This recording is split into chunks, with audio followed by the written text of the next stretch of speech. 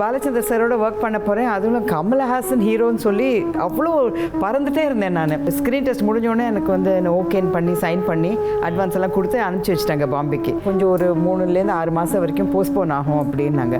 But unfortunately இந்த படம் கமல் சாரோட அது இன்னி வரைக்கும் அது நடக்கவே இல்லை. அந்த படம் நடந்தது. பட் எனக்கு அதுக்குள்ளே மேரேஜ் ஆயிடுச்சு. எந்த படமா அது? என் ஃப்ரெண்டு தான் பண்ணாங்க, ரேவதி தான் பண்ணாங்க, புன்னகை பண்ணாங்க. Oh my God.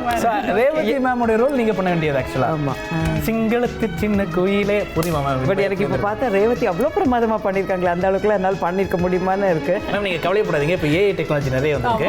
Revathi ma'am தூக்கிட்டு அங்கே பூர்ணிமா. ஐயோ வேண்டவே வேண்டாம், நாங்கள் வீடியோ போடுறோம். சண்டை நடத்திட்டு நீங்கள்.